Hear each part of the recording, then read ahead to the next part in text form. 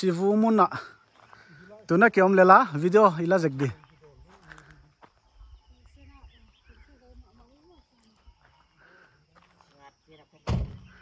chivu chi kha chivu tuyom namuna hi a wai muna kha pupa ten khani dang la ya chi yana lang namuna hi a chi khu kha tom chi kila zwal de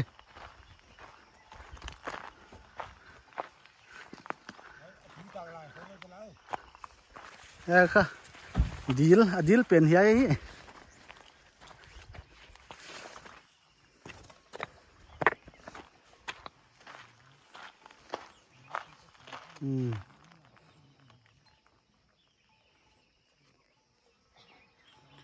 chivu bun na dilom pe na hi ya nga sa te kha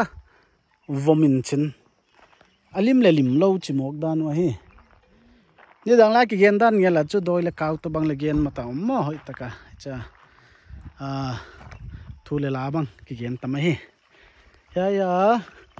hong kai te te pen kha chi tu ye hi chi hu ka pa na chi tui hong kai hi hi atui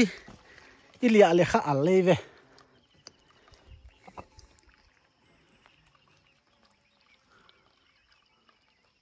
ni dangina hiai muna vdf te khong duty sakwa sakwa veng sakwa tun chu kwa ma non ke hiai mun le hoi taka dai khong to ki bola hi a hileleng akisata hi wa ya gala bongom te bangi kha hiai chituye man alni nel de man in kha lim sama ma diu chi nai son son he chivumun na min than na khate le raja go kho thang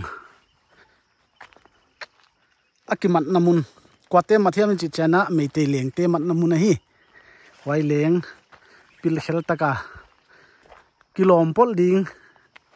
chi to avan tengo lak sakhin nuwa mat mok dan wa he